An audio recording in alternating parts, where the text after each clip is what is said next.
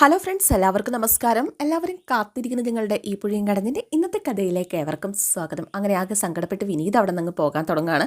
ആ സമയത്താണ് നമ്മുടെ രാധമ്മ വന്നിട്ട് മോനെ വിനീതയെന്നും പറഞ്ഞ് വിളിക്കുന്നത്. നിന്നെ വിളിച്ചിട്ട് നീ എന്താ എടുക്കാത്തെ? ഇങ്ങോട്ട് വന്നിട്ട് നീ എത്ര ദിവസമായി എന്നൊക്കെ ചോദിക്കുകയാണ്. അത് ഫോണിനൊരു കുഴപ്പം എന്താണെന്നറിയത്തില്ല. ഒരു പച്ചവര വേണ്ടിയിട്ട് കുറേ ദിവസമായി, അതൊന്നും മാറാനൊട്ട് പറ്റുന്നുമില്ല. ഇപ്പം വിളിച്ചാലിട്ട് എടുക്കത്തുമില്ല. കോള് കണക്റ്റ് ആയാലും കട്ടാകും. അതവിടെ നിൽക്കട്ടെ, ഞാൻ പറഞ്ഞ കാര്യം എന്തായി എന്ന് രാധമ്മ ചോദിച്ചു. രാധമ്മ എന്തായാലും മേടിക്കാനായിട്ട് പറഞ്ഞായിരുന്നോ? അതല്ല, ഗംഗേനെയും കൊണ്ട് ഒളിച്ചോടുന്ന കാര്യം എന്തായി? നിൻ്റെ സമ്മതം മാത്രം മതി, ഞാൻ അവളെ ഈ ഗേറ്റിന് വെളിയിൽ എത്തിച്ചു തരാം. ഞാൻ ഗംഗയും കൊണ്ട് എങ്ങോട്ട് പോകാനാ രാധമ്മേ? അതൊക്കെ നീ ഈ ഓണം കയറാൻ മൂലം കിടക്കുന്നതുകൊണ്ട് തോന്നുന്നതാ. പുറത്താ ലോകം പരന്ന് കിടക്കുന്നത്. അവിടെ നിങ്ങളെ സ്നേഹിക്കാനും സഹായിക്കാനും ഒക്കെ ഒരുപാട് ആൾക്കാരുണ്ടാകും. ഞാനും നിൻ്റെ മുത്തശ്ശനുമൊക്കെ അങ്ങനെ നെഞ്ചു വിരിച്ച് ലോകത്തോട്ട് ഇറങ്ങിയവരാണ്. ചില സമയത്ത് ചില തീരുമാനങ്ങൾ എടുത്തില്ല എങ്കിൽ ജീവിതം കൈവിട്ടു പോകും, പിന്നെ പിടിച്ചാൽ കിട്ടത്തുമില്ല. നിനക്കങ്ങനെ പുറത്ത് ബന്ധങ്ങളൊന്നും ഇല്ലെങ്കിൽ നീ എന്നോട് പറ. കണ്ണൂർ ഇപ്പോഴും മാധവേട്ടൻ്റെ ബന്ധുക്കളും സുഹൃത്തുക്കളും ഒക്കെയുണ്ട്. രാധമ്മയെന്നല്ല, മാധവൻ്റെ രാധയെന്ന അവരൊക്കെ എന്നെ വിളിക്കുന്നത്. ഞാൻ ഇപ്പോഴും ഒരു കാര്യം പറഞ്ഞാൽ അവർക്ക് മാധവേട്ടൻ പറയുന്നത് പോലെ തന്നെയാണ്.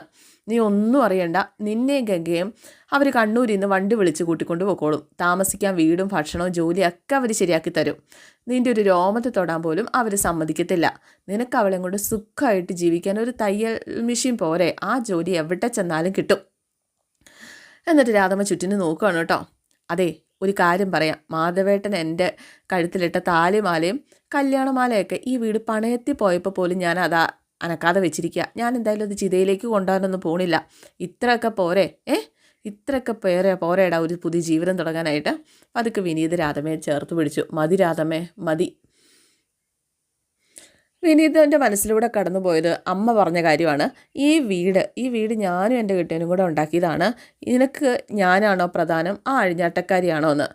മാത്രമല്ല, നമ്മുടെ ജയപാലൻ്റെ ഓരോ വാക്കുകളും എങ്ങനെയാണ് ജയപാലനൊക്കെ വിനീതിനെ കാണുന്നത്, അതുപോലെ തന്നെ നമ്മുടെ ശാരദ ഒരല്പമെങ്കിലും സ്നേഹം ഉണ്ട് എങ്കിൽ ജീവിച്ച് പൊക്കോട്ടെ എന്ന് വിചാരിക്കണം എന്ന് പറഞ്ഞ കാര്യവും, സഹായിക്കാനാണ് എന്നും പറഞ്ഞ് ദയവ് ചെയ്ത് ഉപദ്രവിക്കരുത് എന്ന് തൊഴുകയോടെ പറഞ്ഞ കാര്യമൊക്കെ വിനീതിൻ്റെ മനസ്സിലൂടെ കടന്നു പോവുക. പക്ഷേ എങ്ങോട്ട് പോയാലും എനിക്ക് ഇങ്ങോട്ട് തന്നെ തിരിച്ചു വരേണ്ടി വരില്ല രാധമ്മേ.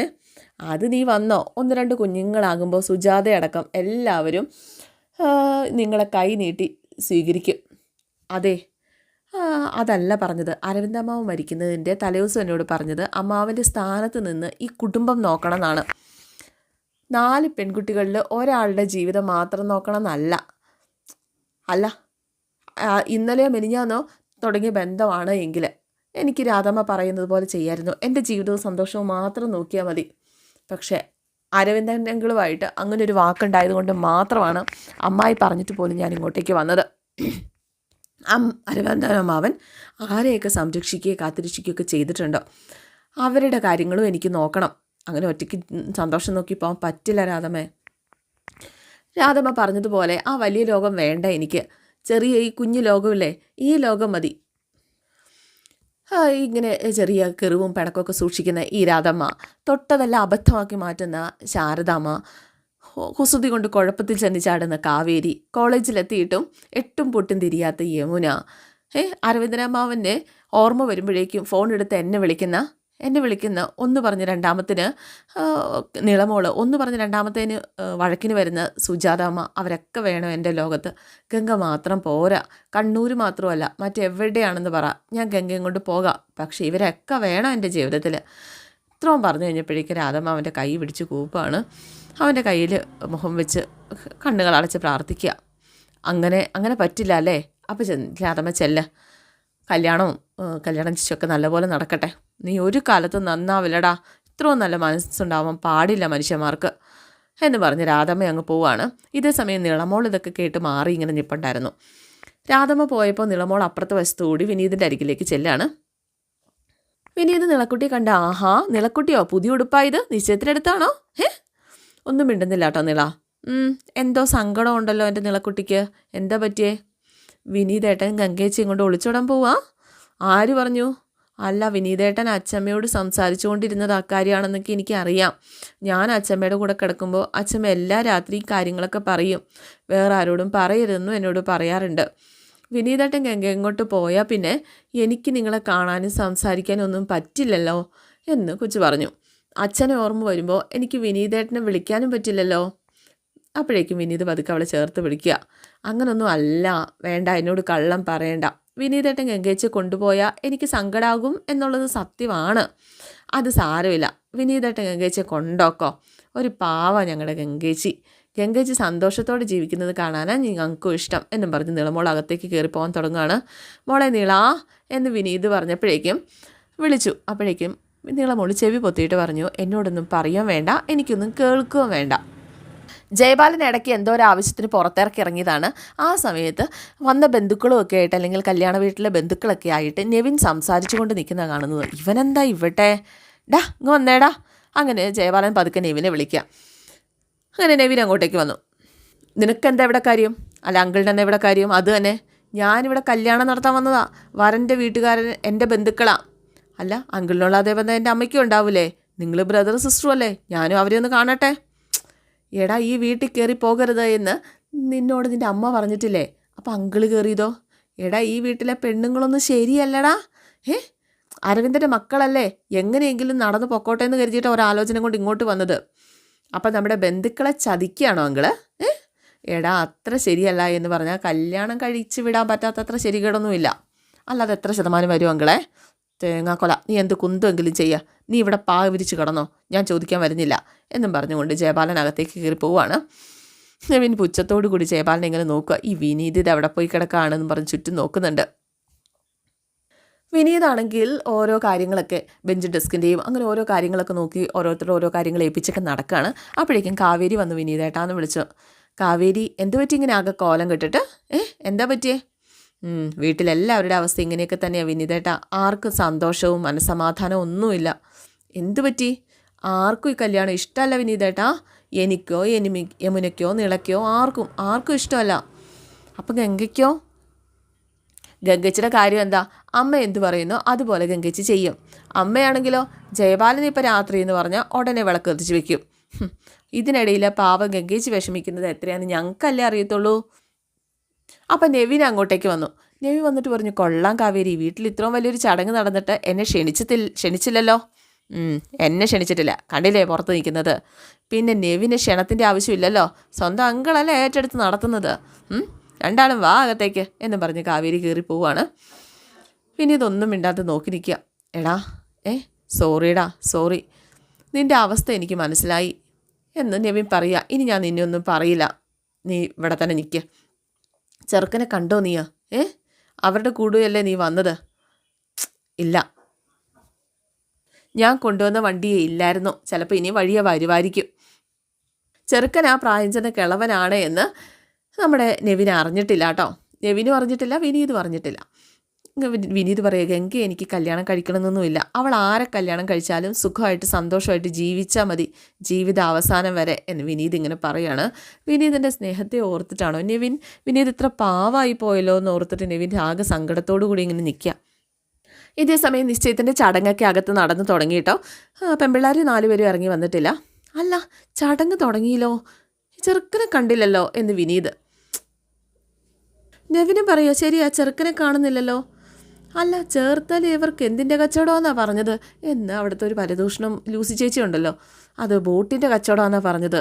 ഞാൻ വിചാരിച്ച് ഇവർക്ക് മുട്ട കച്ചവടമാണെന്ന്. ഒരാളുടെ തല കണ്ടില്ലേ എന്ന് ലൂസിയമ്മ. ഇതേസമയം ജനാർദ്ദനൻ ഈ ജാതകത്തിൻ്റെ കുറിപ്പൊക്കെ അങ്ങോട്ടും ഇങ്ങോട്ടും വാങ്ങിച്ചും വായിച്ചൊക്കെ നോക്കുക. രാധമ്മയ്ക്കും ശാരദയ്ക്കും ഒക്കെ കൈമാറുകയാണ്. ശാരദയോട് ചോദിച്ചു, എല്ലാം ശരിയല്ലേ ശാരദേ? അത് ജയബാലേട്ടൻ വായിച്ചു നോക്കിയതല്ലേ, അത് മതി എന്ന് പറഞ്ഞു. ശാരദയ്ക്ക് എന്തറിയാം. അങ്ങനെ തിരുമേനിയുടെ കയ്യിലേക്ക് തിരിച്ചു കൊടുത്ത കുറിപ്പൊക്കെ. ഇനി പയ്യൻ വന്നിരിക്കാം. അങ്ങനെ സിനോദ് വന്നിരിക്കുകയാണ് കേട്ടോ. ആ മോട്ട തലയം വന്നിരിക്കുന്നത് കണ്ടതും പയ്യൻ അതാണ് എന്ന് എല്ലാവർക്കും മനസ്സിലായത്. ഇതെന്താ ശാരദ, അതോ മരുമോനെയാണോ ഗുണ്ടാപ്പണിക്കാരനെയാണോ കൊണ്ടുവന്നതെന്നൊക്കെ അയലോക്കംകാരൊക്കെ ഇങ്ങനെ പറയുന്നുണ്ട്. പെൺകുട്ടിയെ വിളിക്കാം. അല്ല, തങ്കക്കുടം പോലൊരു പെൺകുട്ടിയാണല്ലോ ഈ ചെന്നായിക്കൂട്ടത്തിന് എറിഞ്ഞു കൊടുക്കുന്നത് എന്ന് ലൂസിയമ്മ നിന്ന് പറയുകയാണ്. പതുക്കെ ശാരദ ലൂസിയമ്മയുടെ അരികിലേക്ക് ചെന്നു. ലൂസിയമ്മ എന്തെങ്കിലും പറഞ്ഞോ? ഇല്ല, ഞാനൊന്നും പറഞ്ഞില്ല. ഞാനെന്ത് പറയാൻ, ചെക്കൻ കൊള്ളാമെന്ന് പറഞ്ഞതായിരുന്നു.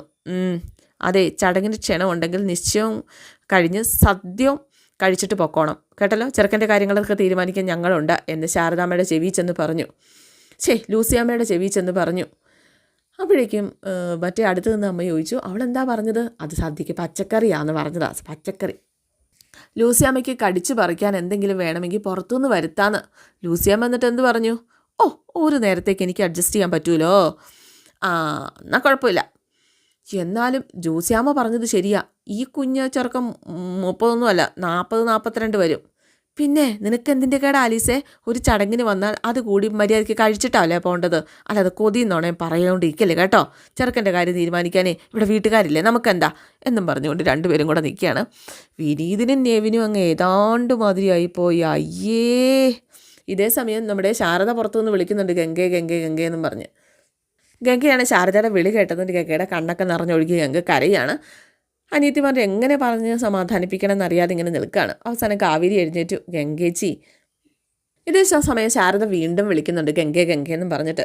അപ്പോഴേക്കും യമുന ഗംഗയെ പിടിച്ച് സമാധാനിപ്പിക്കുകയാണ് കേട്ടോ. ഗംഗയുടെ അരികിലേക്ക് പോയി. എന്നിട്ട് ഗംഗയെ അപ്പോഴേക്കും കാവേരിയുടെ നെഞ്ചിനോട് ചേർന്ന് ഇങ്ങനെ കിടന്ന് കരയാണ്. കാവേരി ഒന്നും പറഞ്ഞില്ല, പതുക്കെ തലയിലൊക്കെ തലോടിക്കൊണ്ടിരിക്കുക. ശാരദ വന്നപ്പോൾ കാണുന്ന കാഴ്ച ഇതാണ്. ശാരദ കയറി വന്നു എന്ന് കണ്ടതും ഗംഗ പതുക്കെ കണ്ണൊക്കെ തുടച്ച് എഴുന്നേറ്റു. അങ്ങനെ ഗംഗ ചെറുക്കൻകൂട്ടരുടെ അരികിലേക്ക് പോകാനായിട്ട് തുടങ്ങാണ്. ആ സമയത്ത് കാവേരി പിടിച്ച് തടഞ്ഞു കേട്ടോ. പോകാം എന്ന് അമ്മയോട് പറഞ്ഞു. അമ്മ ഇതെല്ലാം കണ്ടൊന്നും മിണ്ടാതെ ഇങ്ങനെ നിൽക്കുക. ശാരദയുടെ കൂടെ ഗംഗ പുറത്തേക്ക് പോവുകയാണ്. ഏതാണ്ട് ബലി കൊടുക്കാൻ കൊണ്ടുപോകുന്ന ഒരു അവസ്ഥയിലാണ് ഗംഗ നടന്നു പോകുന്നത്. ബാക്കി 3 അനിയത്തിമാരും കൂടി എന്ത് ചെയ്യണമെന്നറിയാതെ പരസ്പരം ഇങ്ങനെ നോക്കി നിൽക്കുക. ഗംഗയെ പുറത്തേക്ക് കൊണ്ടുവന്നപ്പോഴേക്കും പ്രവീണ് പറഞ്ഞു, എല്ലാവരും ഒന്ന് നമസ്കരിച്ച ശേഷം ഇരിക്കുമോളെ. അങ്ങനെ ഗംഗ പതുക്കെ ഇവർക്കരികിലേക്ക് വന്നു, ഇയാൾക്കരികിലേക്ക് വന്നു. അതിനുശേഷം എല്ലാവരെയും കൈകൂപ്പി വണങ്ങാണ്. ഇനി ഇരുന്ന മോളെ എന്ന് പ്രവീണ് പറഞ്ഞു. അങ്ങനെ ഗംഗ അവിടെ ഇരുന്നേ. അപ്പോഴേക്കും പൂജാരി ഈ ചാർത്തൊക്കെ വായിക്കുകയാണ്. ലൂസിയമ്മയുടെ കൂട്ടുകാരി അമ്മയായിട്ട് ചേർന്നിട്ട് ഇവരുടെ ഫോട്ടോ ഒക്കെ എടുക്കാൻ കേട്ടോ. ലൂസിയമ്മയുടെ ഫോണിനകത്ത് ഫോട്ടോ എടുക്കാനൊന്നും ലൂസിയമ്മയ്ക്ക് അറിയത്തില്ല. അപ്പോൾ അടുത്ത കൂട്ടുകാരി അമ്മ ചേച്ചിയാണ് എടുത്ത് കൊടുക്കുന്നത്. ഇതിനകത്ത് എത്ര സ്റ്റോറേജ് വേണേലും ഉണ്ടെന്നാണ് മോൻ പറയുന്നത്. നീ എങ്ങോട്ട് എടുക്കുക, എനിക്കിതിൽ കുന്ത്രാണ്ടൊന്നും അറിയത്തില്ല. മോൻ എപ്പോഴും വഴക്കാം. എന്തായാലും ചെറുക്കൻ്റെ അമ്മയെ അങ്ങോട്ടേക്ക് വിളിച്ചു. അങ്ങനെ ചെറുക്കൻ്റെ അമ്മയും പെണ്ണിൻ്റെ അമ്മയും തമ്മിലുള്ള താലം കൈമാറ്റവും തട്ട് കൈമാറ്റവും ഒക്കെ നടക്കുകയാണ്. പക്ഷേ ആ തട്ട് കൈമാറുന്ന സമയത്താണ് ഒരു ചെറിയ ചെറുക്കനാ കൂടെ ഉണ്ടായിരുന്നത്, ഒരു ചെറിയ കൊച്ച്. ആ കൊച്ച് വന്നിട്ട് ഈ താലം തട്ടിക്കളഞ്ഞതിന് ശേഷം ഈ കല്യാണ ചെറുക്കൻ്റെ മടിയിലേക്ക് അച്ചാന്നും പറഞ്ഞ് വന്ന് കയറി അങ്ങ് ഇരിക്കുകയാണ് കേട്ടോ. അങ്ങനെ കയറി ഇന്നിപ്പോൾ അയാൾക്കൊന്നും പറയാനും പറ്റിയില്ല. സത്യത്തിൽ ഇയാളുടെ കല്യാണം ഒന്ന് കഴിഞ്ഞതും ഒരു കൊച്ചുള്ളതും ഒക്കെയാണ്. എന്നിട്ടാണ് വന്നിട്ട് ഈ ഇങ്ങനെ ഒരു പ്രഹസനമൊക്കെ നടക്കുന്നത്. ജയബാലനും ഇതറിയാമായിരുന്നു. ജയബാലൻ പക്ഷേ ഇതറിയില്ല എന്ന് ഭാവിച്ചുകൊണ്ടാണ് ഇനി അങ്ങോട്ടേക്ക് മുന്നോട്ട് പോകുന്നത്. എന്തായാലും ഇന്നത്തെ എപ്പിസോഡ് ഇവിടെ അവസാനിക്കുകയാണ് കേട്ടോ. എന്തായാലും ഇതിനിടയ്ക്ക് വലിയ പ്രശ്നങ്ങളൊക്കെ ഉണ്ടാകുന്നുണ്ട്. അടുത്ത ആഴ്ചത്തെ എപ്പിസോഡിലെ കാര്യങ്ങളാണ് കേട്ടോ. ശാരദ സത്യങ്ങളൊക്കെ തിരിച്ചറിയുകയാണ്. ആ ഫോട്ടോ താഴെ വീഴുകയും ആ ഫോട്ടോ എടുത്ത് ജയബാലന് നേരെ കാണിക്കുകയും ചെയ്യുന്ന സമയത്ത് കൂട്ടുകാരൻ ചതിയനാണ് എന്ന് പുറകിൽ അരവിന്ദൻ എഴുതി വെച്ചിരിക്കുന്ന കാര്യങ്ങൾ ശാരദ തിരിച്ചറിയുകയാണ്. വന്ന ചെറുക്കനെ അവിടെ നിന്ന് പമ്പ കടത്തുന്നുണ്ട്, അടിച്ചോടിക്കുന്നുണ്ട് ശാരദ. അതിനുശേഷം എൻ്റെ മരുമോനായ അരവിന്ദേട്ടൻ്റെ പെങ്ങളുടെ മകൻ, എൻ്റെ മരുമകൻ എൻ്റെ മകളെ വിവാഹം കഴിക്കും എന്ന ഒരു പ്രഖ്യാപനം നടത്തുകയാണ്. അപ്പോഴേക്കും വിനീത് വന്ന് പറഞ്ഞു, ഇനിയിപ്പോൾ എൻ്റെ അമ്മയല്ല ആരൊക്കെ എതിർത്തെന്ന് പറഞ്ഞാലും ഗംഗയ്ക്ക് എന്നെ ഇഷ്ടമാണെങ്കിൽ ഞാൻ ഈ കല്യാണം ഗംഗയുടെ കഴുത്തിൽ താലി കെട്ടിയിരിക്കും എന്നൊരു വാക്കുകൂടി വിനീത് പറയാണ്. അപ്പോൾ എല്ലാവർക്കും ഇഷ്ടമായി എന്ന് വിചാരിക്കുന്നു. C okay, thank you.